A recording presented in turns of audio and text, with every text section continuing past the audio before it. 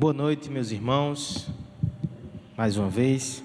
Vamos abrir a Escritura em Mateus, capítulo 5, dessa vez a partir do verso 13. Depois de várias semanas nas bem-aventuranças, nós vamos avançar agora e vamos ao verso 13.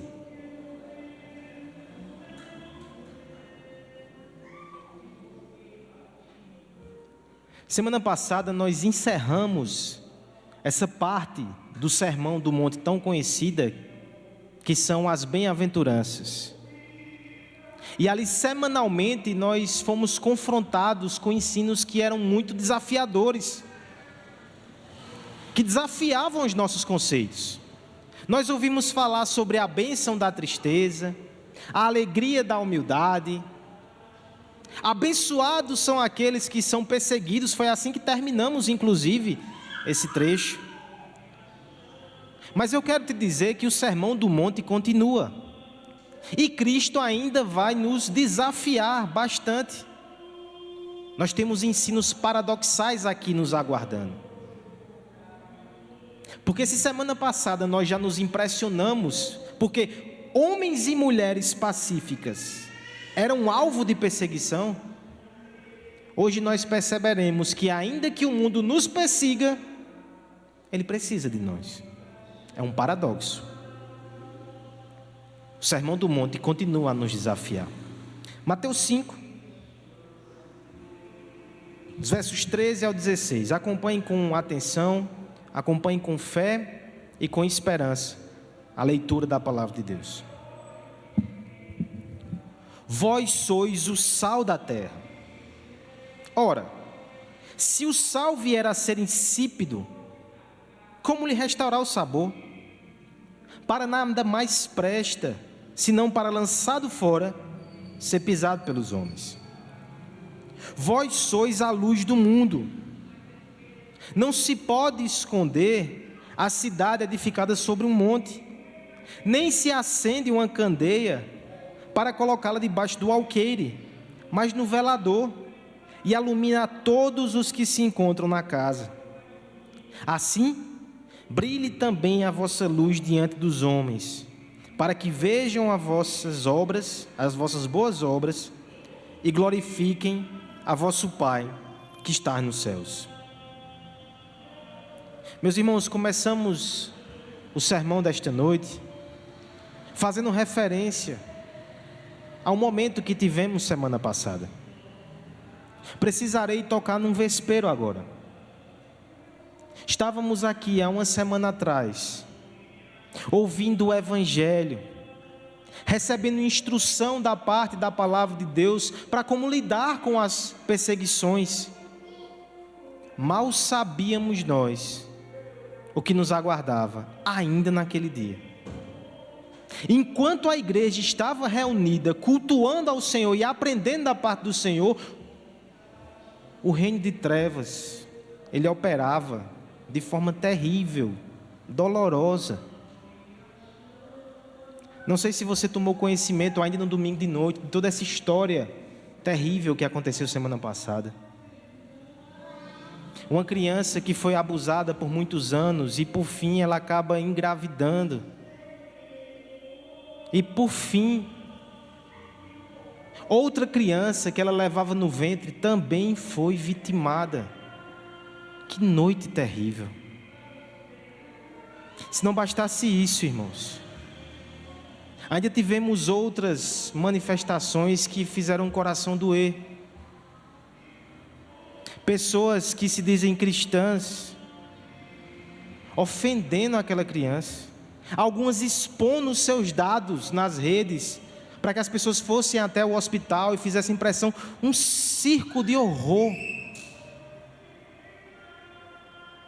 Pior,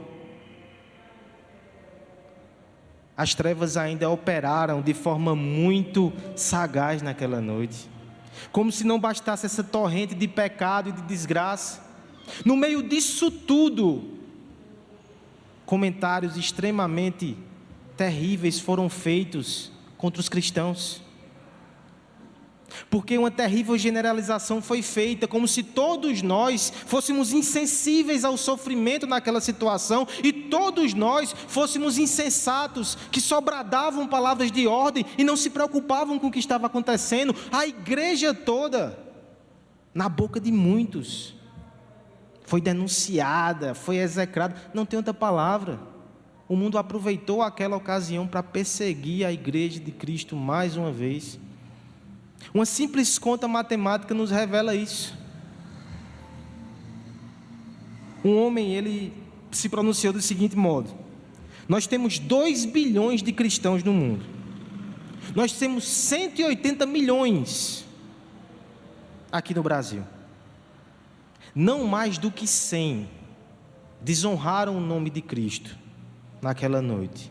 Mas todos os cristãos foram tomados por radicais, insensatos e tantos outros adjetivos. Chegaram a dizer que a religião era uma patologia.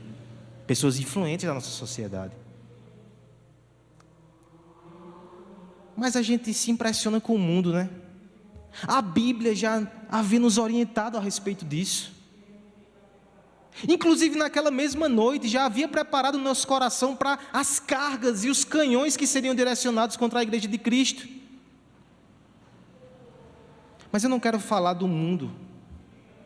Eu quero falar da igreja, eu quero falar de mim, eu quero falar de você.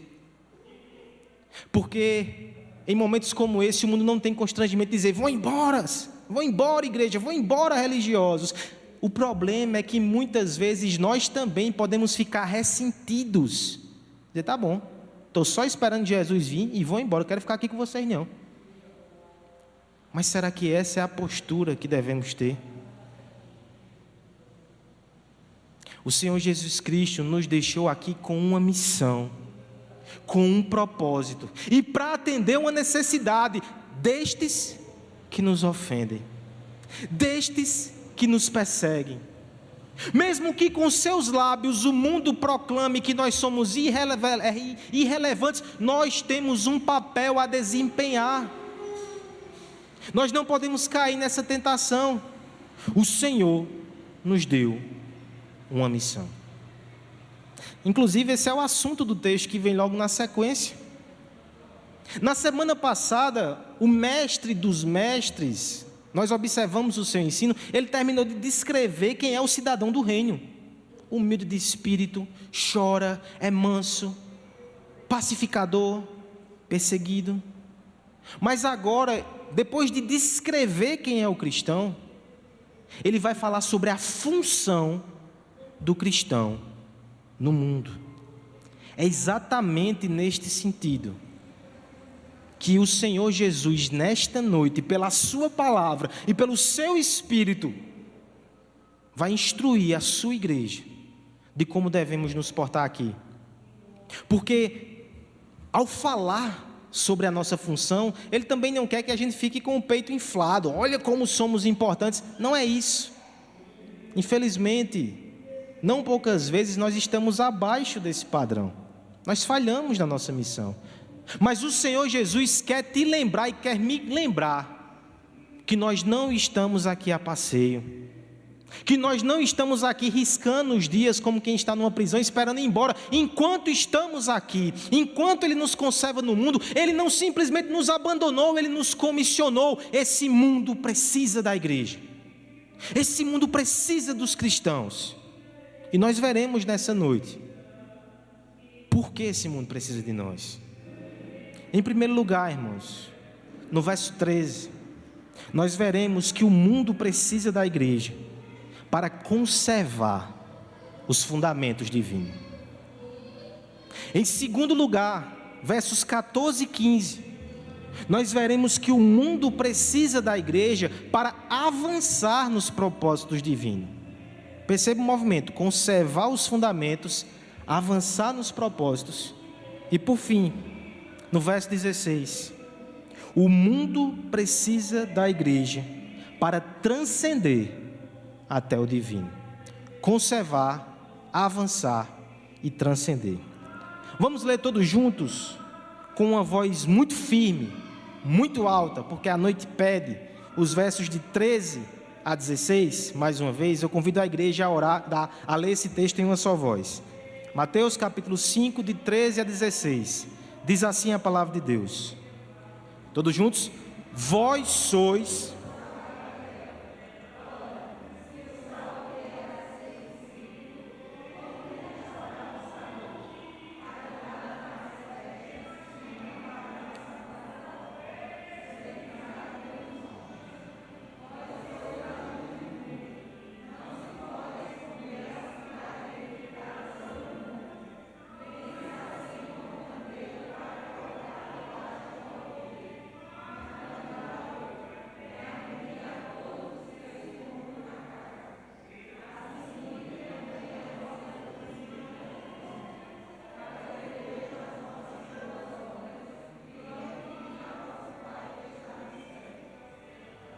O mundo precisa da igreja, porque a igreja de Cristo conserva os fundamentos divinos. Conservar, talvez seja uma palavra que não seja tão atrativa para os seus olhos. Alguns, no entanto, vão fazer logo uma conexão numa postura mais conservadora, nos costumes, talvez na política. Outros rejeitarão logo de cara. O homem secular vai dizer: sempre suspeitei que a igreja era realmente uma instituição retrógrada, que fica com seus valores ultrapassados. Vejamos o que o texto tem a nos dizer sobre isso. A figura que o Senhor Jesus Cristo vai usar no verso 13 aqui precisa ser corretamente compreendida. Somos o sal da terra. Hoje nós temos muito a questão do uso do sal para colocar um sabor ali, quem pode. Felizmente eu não posso muito, mas um salzinho ali coloca um sabor. É claro que essa ideia também está presente no texto, mas esse não era o uso principal do sal no contexto do Oriente Antigo. Naquele cenário ali, nós não tínhamos refrigeração, nós não tínhamos geladeira, nós não tínhamos um cooler, não tínhamos. Então o sal era posto em cima dos alimentos e da carne para evitar que houvesse a rápida deterioração, apodrecimento da carne. É como a gente vê aqui na nossa cultura, né? A origem da carne de sol. Colocava-se ali sal na carne, depois colocava a carne no sol, e aí, meu amigo, você podia andar 3, 4 meses com aquela carne. Não sei se é isso tudo. Mas enfim, nós temos aí a carne de sol para mostrar que essa função, ela também foi vivenciada aqui no Nordeste. O sal preserva, o sal conserva, o sal evita o apodrecimento. Isso aqui vai nos ensinar bastante sobre o papel da igreja. Mas antes disso, perceba também que é uma descrição indireta aqui que não pode ser ignorada. O texto vai nos falar também sobre a visão de Deus sobre esse mundo. O mundo é exatamente esse material ou esse alimento que, se não houver a intervenção desse antisséptico, ele vai apodrecer. Os homens talvez olhem para esse mundo e imaginem que ele está progredindo. Mas o parecer de Deus é esse: se os homens forem deixados ao seu próprio prazer, ao seu próprio caminho, às suas próprias ideias, não vai ser progresso que vai vir daí.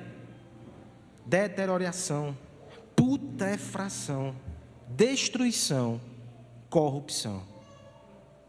Para que essa sociedade não seja rasgada, para que tudo não seja destruído, o sal precisa ser colocado. E aqui, eu peço que você considere então a aplicação para nós, igreja. Nós somos esse sal. É por isso que Deus deixa a sua igreja nesse mundo. Porque no dia que Ele tirasse toda a sua influência graciosa, o dia que Ele tirasse esse povo que muitas vezes é tido como chato, esse mundo estaria a passos ainda mais acelerados em direção ao precipício. Interessante, irmãos, que nesse contexto aqui, Jesus Cristo estava falando para discípulos simples. Não tinham ilustres políticos, proprietários de terra. As pessoas que estavam ali ao redor de Jesus ouvindo esse ensino eram muito simples. Eu olho para a gente aqui nessa noite, o alcance da nossa influência, a gente não vai conseguir influenciar a cidade, o mundo de forma geral. Nós temos alcances limitados, somos pessoas simples também. Mas o que Cristo está nos ensinando é que, por mais que a sua igreja seja pequena e muitas vezes não notada por esse mundo, é através dela que o mal é contido, é restringido, que há preservação. Algumas implicações disso, irmãos. A primeira delas é que, para exercer essa função, a igreja precisa ser diferente do mundo. O sal só é útil na medida que ele é uma propriedade distinta do alimento. Ele é diferente, por isso ele traz esse benefício. Nós precisamos ser diferentes do mundo, inclusive para abençoar esse mundo. Parece ser contraditório. O mundo se incomoda porque nós não somos como eles, mas aqui está a nossa utilidade. No dia que a igreja se torna igual ao mundo, acabou a sua utilidade. Acabou. Outra implicação: qual é a serventia do sal no saleiro? Falando até sobre alimento. Se você quiser fazer um experimento em casa e você não for hipertenso, pegue a sua mão, coloque sal direto do saleiro e prove um pouco para ver o sabor dessa fina iguaria. Não vai ser coisa boa. O sal também, ele só tem a sua utilidade quando ele é espalhado no alimento. Ele tem que sair do saleiro. A igreja, nesse sentido, ela precisa se espalhar nesse mundo. Se a gente ficar só isolado, enclausurado, a gente não vai estar exercendo esse ministério que o Senhor nos deixou. A gente tem que viver a vida comum, a gente tem que se relacionar com as pessoas, a gente tem que estar espalhado por esse mundo mesmo para poder trazer esse efeito de preservação. E por fim, eu quero chamar a sua atenção para um último aspecto aqui do ministério do sal. O texto nos diz assim: vós sois o sal da terra. A gente às vezes lê errado. A gente lê assim muitas vezes: vós deveis ser o sal da terra. Aqui o texto não está dizendo de alguma coisa que a gente deve fazer, não. É alguma coisa que a gente já é. Se somos igreja de Cristo, se somos cristãos, isso já vai se manifestar na nossa vida. O incomum é que não aconteça. É por isso que é tão enfático aqui a parte B do verso, quando vai dizer: o sal que não salga é inútil. É tão inútil que ele vai ser jogado fora e vai ser pisado pelos homens. Existia essa figura ali na Palestina. O sal que perdia a sua propriedade por causa de contaminação, ele era jogado nas estradas e os homens pisavam sobre ele. A igreja, que acaba perdendo a diferença do mundo, que não conserva os valores de Deus, os princípios de Deus, ela pensa que vai ser aceita pelo mundo. Ela vai ser tão inútil que o próprio mundo vai a rejeitar e vai pisar nela. É pesado, mas é isso que o texto nos diz. Porque mesmo que o mundo bata os pés, mesmo que ele nos persiga e nos ofenda, ele precisa da igreja para conservar um mínimo nessa terra. E aqui nós só temos duas opções, irmãos. Ou seremos perseguidos porque somos diferentes, ou seremos desprezados porque somos inúteis. E quem é pisado é o inútil, o perseguido não. Ainda que o mundo venha com fúria para cima de nós, eu me lembro das palavras de Agostinho, que dizia: aquele que permanece firme não é pisado, porque o seu olho está no alto, o seu coração está com Cristo. Só pode pisar em você quem está acima de você. Enquanto você estiver com Cristo, mesmo que sofra, mesmo que seja perseguido, você está bem.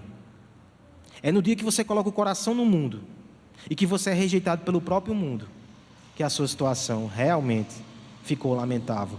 Mas o Senhor nos chamou como sua igreja para conservar a verdade, os valores, os princípios, os fundamentos. Eu acho que as crianças conseguem me entender aqui. Quando, por exemplo, pense assim, Yasmin: Como às vezes é chato você estar brincando ali com as suas coisas e a sua mãe, Larissa, vem atrás de você dizendo: menina, bota isso no lugar, bota isso aqui no lugar. Que chato. Deixa eu brincar. Júlia, guarda os brinquedos. E a gente sai, as crianças saem bagunçando tudo. É chato, né? Tem hora que a gente dá vontade: não, vou embora dessa casa, que chatice. Vou lá para a vovó, que vovó deixou bagunçar. Mas você já pensou se a sua mãe diz: tá bom, então faz o que tu quiser, eu não vou agitar essa casa mais não. Não vai dar um dia, você vai implorar: mãe, por favor, está uma bagunça, não estou encontrando nada. Essa função de ajeitar, de conservar, de manter a ordem, é antipática. Mas é necessário. O mundo precisa desses cristãos para conservar um mínimo aqui de ordem, para conservar os valores divinos. Sem a igreja, os valores evaporam no ar. As raízes são arrancadas, balizas são ignoradas, fundamentos são destroçados. Como pode ficar de pé a sociedade que sabota os seus alicerces? Os princípios da criação são muito mais do que mera opção. São a fundação onde a gente deve erguer a nossa civilização. Longe do padrão divino, tudo se torna enlameado e movediço. A corrupção galopa. O colapso bate à porta. Mas eu tenho boas notícias nessa noite também. O arquiteto da vida, ele tem um bom plano para essa criação. A sua aliança garante preservação. E o seu povo aqui espalha-se pelo mundo para ser representante do cuidado divino, defensores dos marcos antigos, benfeitores mesmo numa geração que os persegue. A destruição não terá a palavra final. A graça de Deus continua conservando e a igreja tem que se engajar nessa missão. Eu quero propor para você, à luz disso, primeiramente um teste. Individualmente, você consegue perceber isso na sua vida? Nos ambientes onde você está, ou que porventura você chega, a maledicência sai? A fofoca fica inibida? A impureza sexual fica constrangida? Ou você chega lá e o ambiente continua sujo e pesado do mesmo jeito? Até nessas posturas individuais, a gente tem que perceber que a gente tem que cessar essa maldade. Cessar a maledicência e não participar disso, como sal. A ideia é, onde tem cristãos ali, o ambiente tem que ficar mais ameno, mais solidário, mais amoroso, mais puro e mais santo. Eu tenho um incentivo aqui também para você. Esses irmãos aqui, mesmo sendo pessoas simples, receberam esse chamado, e a implicação disso para nós é que você, sendo crente comum no seu trabalho, tendo uma família, honrando os papéis ali, sendo provedor, a mulher cuidando da sua família, os filhos sendo filhos, isso tem um impacto no mundo. Esse mundo só não está pior porque existem famílias cristãs, porque existem cristãos honestos no seu trabalho.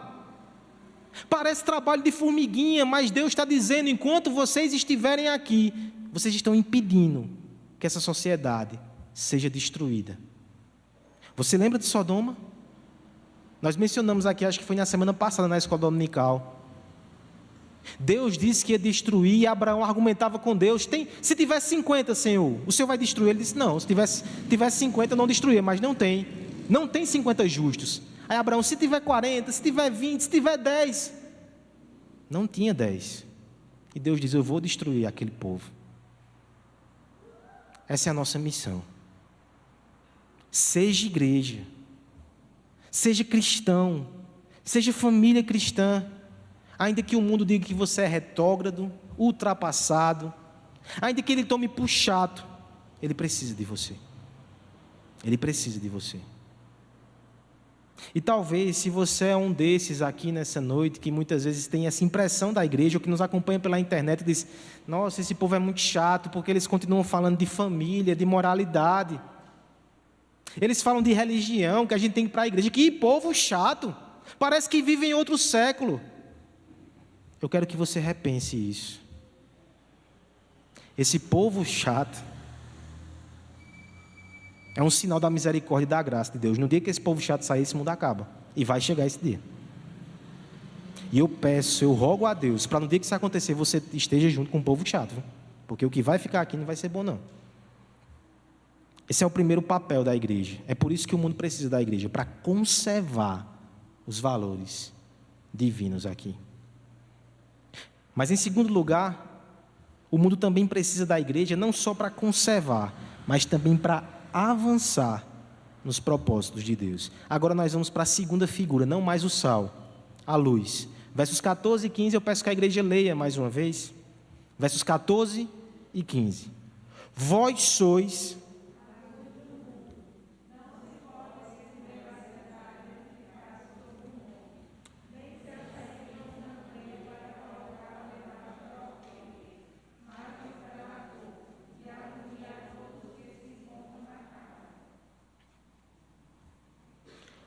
O reino de Deus, ele não pode ser visto, por outro lado, como uma força só restritiva. O evangelho, onde chega, ele causa um impacto que promove avanço, mudança, transformação, progresso. Nós não podemos também pensar só em termos negativos. O que não pode acontecer, nós precisamos pensar sobre o que Deus quer que a gente faça. É por isso que a figura da luz, ela complementa a figura do sal. Não somente conservar, mas avançar, progredir. A figura da luz é mais comum a nós. Nós temos essa serventia da iluminação até hoje. A luz serve para afastar as trevas que nos impedem de enxergar. A luz também nos ajuda a perceber os caminhos por onde devemos andar. Mas nesse sentido eu queria chamar a sua atenção para as duas figuras que foram usadas aqui. Primeiro, uma cidade que está lá no topo do monte, com todos os seus luzeiros, e também a luz, a candeia que foi acesa dentro de casa para iluminar os aposentos.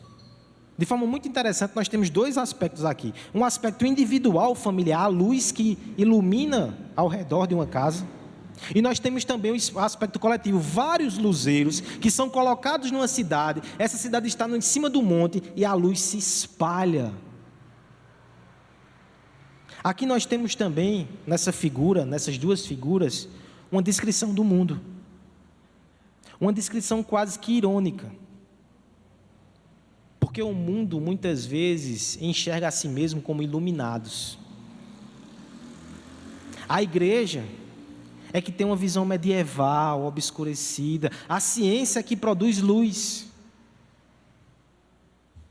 Nós não somos um tipo de negacionista que vai negar os avanços da ciência. Tem sim progresso científico. A grande questão é que o homem descobre muitas coisas, mas ao mesmo tempo não sabe o que fazer com isso.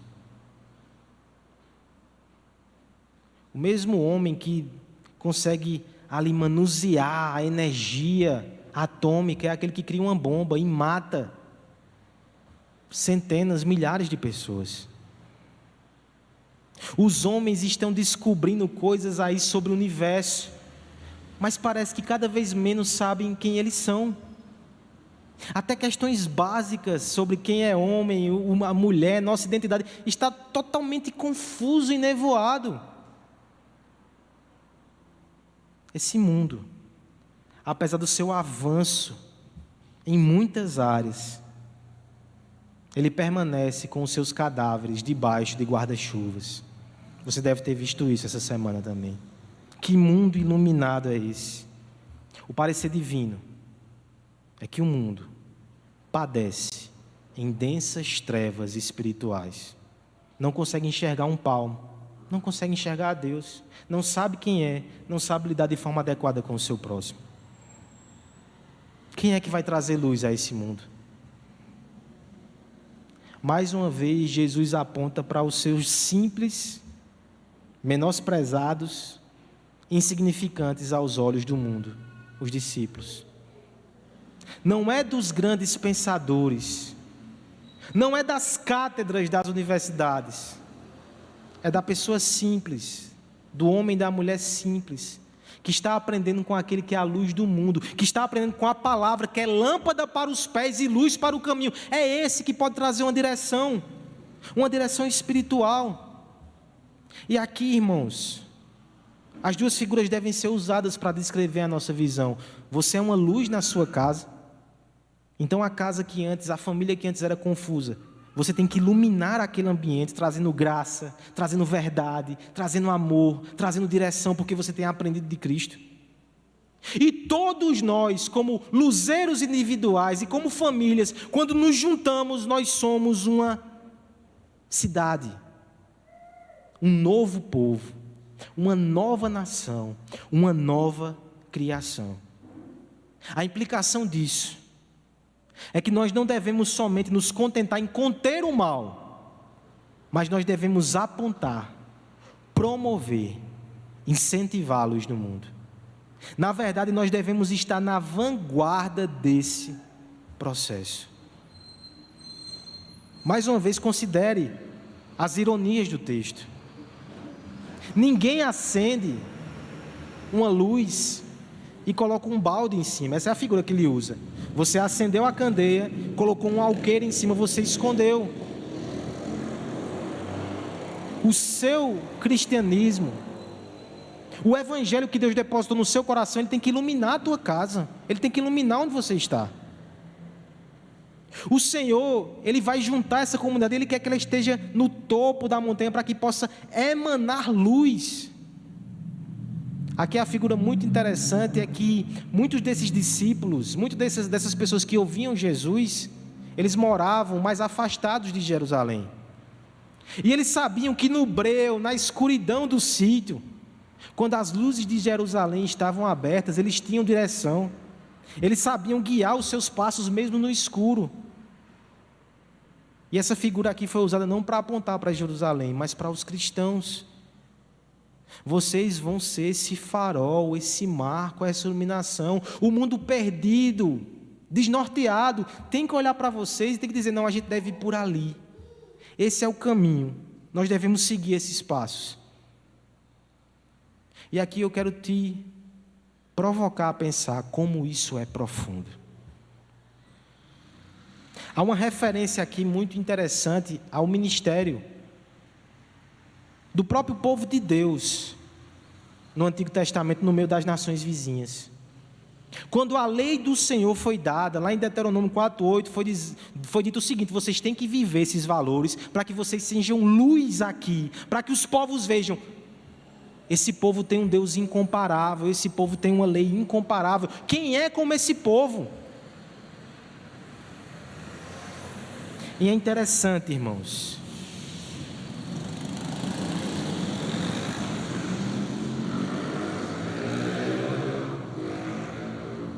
os engenheiros, eles se dedicam tanto para fazer um escapamento silencioso, né? Esse mundo está perdido.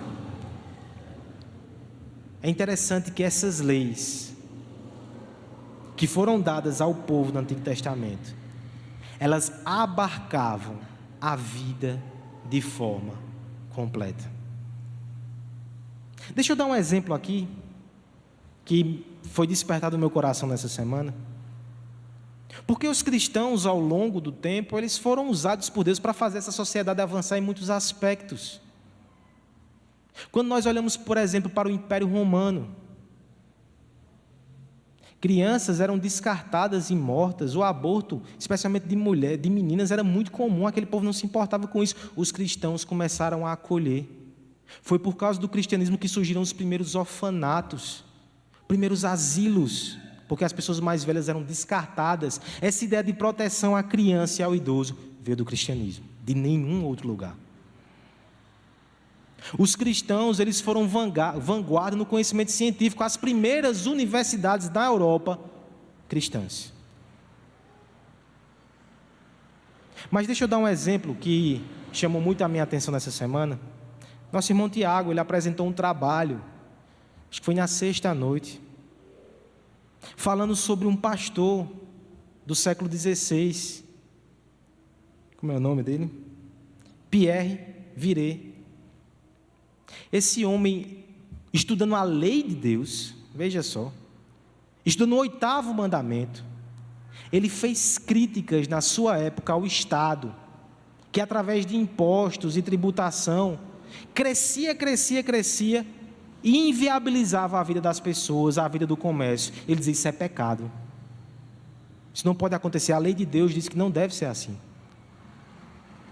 E nosso irmão Tiago, na sua pesquisa, mostrou que os argumentos que esse homem usou no século XVI parecem demais os argumentos que foram usados alguns anos atrás na Suprema Corte do nosso país. Ele não era um jurista, ele não era alguém da área econômica, simplesmente ele entendeu a lei de Deus e ele apontou há séculos atrás esse princípio. Mas não só isso, ele também condenou o desejo imoderado de ter mais e mais riquezas. Ele disse: se os homens continuarem com essa cobiça, cada vez mais ricos e as pessoas ao redor cada vez mais pobres, revoluções sangrentas vão acontecer. Isso é um profeta. Com a lei de Deus ele anteveu as revoluções sangrentas, como a Revolução Francesa. Esse exemplo para mim é muito significativo. Um cristão que está recebendo com seriedade o que Deus fala na sua palavra, ele pode falar séculos antes do que esse mundo vai descobrir um dia. Mas hoje parece que a gente não está mais atentando para isso. A gente segue o mundo, ou muitas vezes fica só numa postura de retração, quando Deus nos chama para agir nesse mundo, trazendo luz onde Ele nos colocou.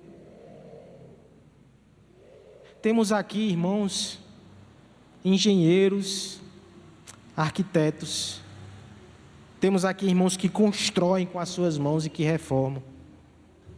Você sabia que a lei de Deus no Antigo Testamento tinha até especificações para construções?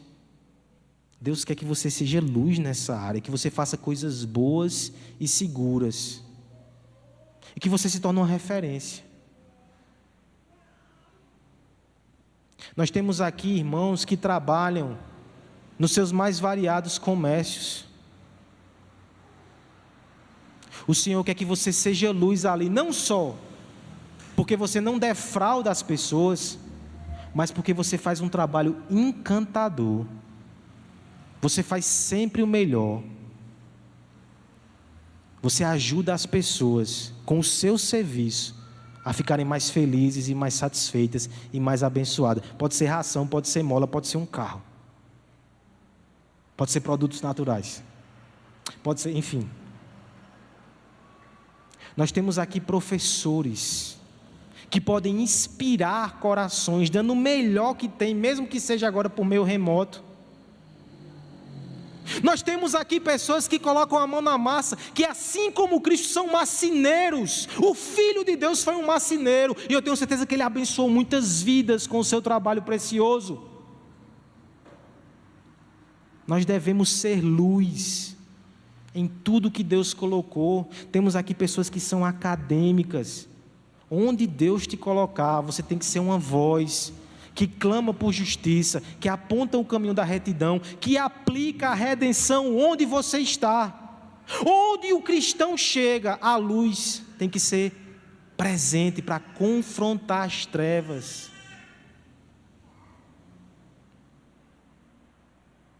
Esse é o nosso chamado, essa é a nossa missão.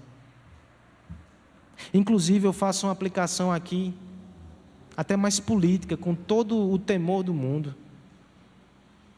A gente não pode limitar também o nosso interesse às pautas de conservar os costumes. Essa deve ser uma bandeira nossa.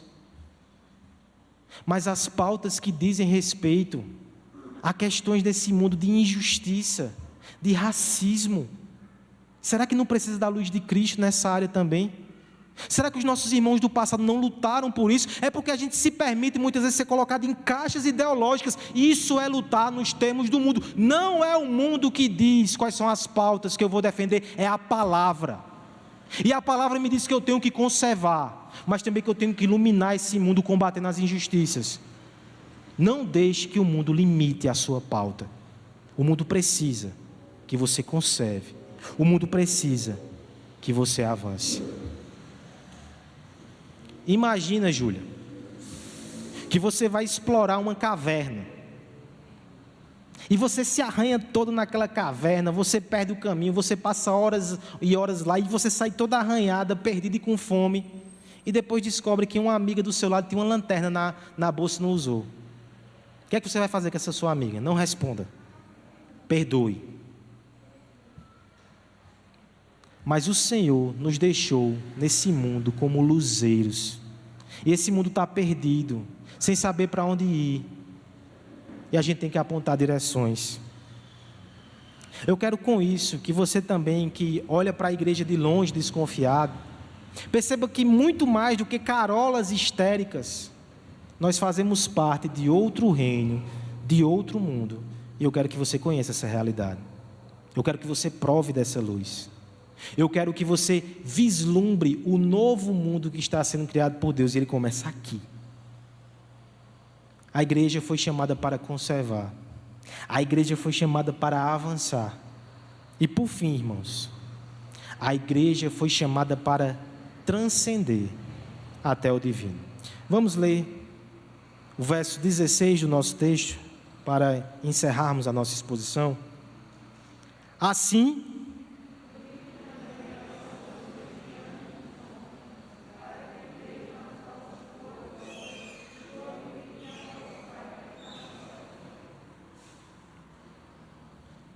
eu compartilho com os irmãos uma das angústias do meu coração, porque eu creio que, entendo o que eu vou dizer, este é um dos sermões mais mundanos que já foram pregados aqui. Em que sentido? Está voltado para o mundo. Conservar, avançar, o que é que a gente pode fazer aqui? E eu confesso que essa tem sido uma preocupação minha, e motivo de oração, porque eu tenho visto muito pastor, muito líder, muito cristão sério se perdendo nisso, só olhando para as coisas do mundo, só olhando muitas vezes para as questões sociais e políticas e esquecendo do divino. Mas a gente também não pode correr e esquecer que a gente tem uma missão aqui. Mas o texto no final nos dá um alento, porque a gente está aqui para conservar os valores, a gente está aqui para avançar sobre esse mundo de trevas, mas no fim a gente não pode esquecer o transcendente, porque ele está aqui. Tudo isso tem um propósito, é apontar. As nossas boas obras devem apontar para Deus. É assim que termina o nosso texto. A gente conserva, a gente avança, a gente transcende para o Pai. Esse é o propósito da iluminação. E eu sei que isso é até óbvio. A luz, pense nisso, a luz ela não aponta para si mesma. A luz ela aponta na direção do outro. A luz ela ilumina o caminho, ela foca num objeto. É por isso que a explicação que Cristo vai nos dar aqui é que quando a gente exerce esse papel no mundo, a gente tem um propósito muito claro, que não é apontar para nós mesmos. A igreja não deve se orgulhar desse papel, até porque Cristo foi tão sábio nisso. Quem é que bate no peito dizendo, eu sou valioso como o sal? Quanto é que está o quilo de sal, irmão? Parabéns, viu? Você não é uma picanha, não. Você não é um queijo mussarela que está a R$32 o quilo. Você é sal. Ah, você é luz. Quando a gente sai de manhã, ela está distribuída, o sol é para todos. Oh, que finas iguarias. A questão não é nem essa. Nós somos pecadores, cheios de fraquezas. O ponto é o que Deus faz através de nós, porque Ele é a fonte da luz. Ele é o sol. Nós somos raiozinhos pequenos nesse mundo, que estamos aqui para transmitir o que recebemos dEle. Ele é a fonte de luz. Nós não devemos ser orgulhosos, nós não devemos ser vaidosos, nós devemos ser humildes de espírito, servos de todos, e o tempo todo apontando para Jesus Cristo. Nós fazemos o que fazemos, nós somos o que somos, nós atuamos nesse mundo, e quando os homens olham para nós, nós nos abaixamos e nós revelamos aquele que está por trás dos nossos atos, o Pai que está nos céus. É Ele que deve ser exaltado, é Ele que deve ser conhecido. Porque se nós queremos conter o mal, é Ele que derrota o mal na cruz do Calvário. Se nós queremos abençoar esse mundo com um bem, que bem maior há do que anunciar Jesus Cristo, o seu Evangelho e a sua obra. 1 Pedro vai nos dizer que nós estamos aqui exatamente para anunciar as grandezas daquele que o chamou das trevas para a sua maravilhosa luz. O que fazemos não é para nossa promoção. O que fazemos é para anunciar que existe um Deus que está cuidando desse mundo, que existe um Deus que ainda manda a sua luz para esse mundo, que existe um Deus que enviou o seu Filho para resgatar pecadores. As bondades dos nossos atos são simplesmente sinais que ainda há bem nesse mundo e que Ele nos abraçou na pessoa de Jesus Cristo. Cada pequeno gesto que nós temos e fazemos são flechas de afetos que vêm do céu. O cuidado com as pessoas, o desejo de ajudar, de servir, de abençoar, são megafones através dos quais a generosidade divina é anunciada, a cruz é pregada, as palavras atenciosas, a paciência respeitosa, a honestidade, o amor acolhedor são lampejos de luz que indicam que o reino do Filho invadiu a presente era de escuridão e as portas estão abertas. Os pecadores podem entrar e podem participar dessa transformação. Essa é a nossa principal missão. Acima de qualquer coisa que possamos fazer, nós devemos anunciar aquele que faz nova todas as coisas. Essa é a nossa missão e a gente não pode esquecer disso. Você que está aqui nessa noite e que ainda não faz parte desse povo, eu te chamo a ingressar. Eu te chamo a desistir de querer ser alguém grande aqui. Seja simples como o sal, mas que conserva. Seja como a luz que está em todo lugar, mas que ilumina o mundo de trevas. Venha para a luz que é Cristo. Caminhe ao seu lado e faça parte daquilo que Deus está fazendo nesse mundo, porque os homens destroem, os homens pervertem, mas Deus preserva, Deus reconstrói, Deus dá recomeços, e Ele está aqui nessa noite para te dar um recomeço. Ele está aqui para iluminar o teu coração, Ele está aqui para temperar o teu coração com graça, Ele está aqui para salvar. O mundo precisa da igreja e você precisa de Cristo. Vem até Ele, vem até Ele. Nós temos uma missão, irmãos. Nós temos um privilégio, porque o mundo tem uma necessidade. Ainda que eles lancem pedras na nossa direção, devemos nos vestir de Cristo e continuar abençoando, continuar conservando os valores de Deus, continuar avançando nos propósitos de Deus nessa terra e continuar anunciando a salvação em Jesus Cristo até que Ele venha. Deus está falando com você nessa noite. Eu não sei o que te espera em casa. Eu não sei quais são as notícias que o Fantástico vai trazer ou que o Twitter vai despejar no teu coração. Mas mesmo que seja perseguição, mesmo que seja escárnio, mesmo que seja pecado, Deus está enviando o sal para a terra e a luz para o mundo. Somos nós.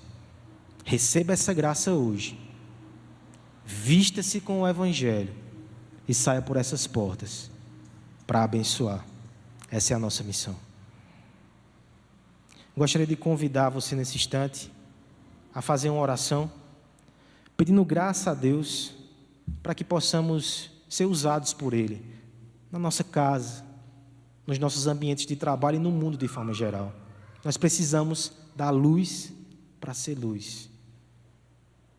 Faça essa oração e logo depois a equipe de música vai nos ajudar com uma canção que também trata sobre isso. Pai amado, Pai bendito, nós te agradecemos, Senhor, pela tua instrução, porque o Senhor falou aos nossos corações nessa noite e nos relembrou, Senhor, que nós não estamos aqui simplesmente para passar o tempo, mas o Senhor tem um propósito para esse mundo, e o Senhor quer usar a tua igreja nesse trabalho de preservação e de redenção. Capacita cada irmão aqui, Senhor, a ser usado onde ele está. Ainda que o mundo desvalorize os princípios e valores da palavra, que nós sejamos crentes sinceros, honestos, íntegros, com famílias que te buscam, que te adoram, que se respeitam. Que nós sejamos uma igreja que não se envergonha do Evangelho, que não se envergonha de ser diferente, até para benefício desse mundo. Nos ajuda, Senhor, a despertar para tudo aquilo que o Senhor pode fazer através de nós, que a luz de Cristo avance nesse mundo de trevas através da Tua igreja, e nos ajuda, Senhor, acima de tudo, proclamar que o Pai está nos céus, mas que Ele aceita pecadores na terra. O Senhor enviou o Teu Filho, que possamos ser arautos, embaixadores, proclamadores, que possamos ser espelhos daquele que nos alcançou com tamanha redenção. No nome de Jesus. Amém.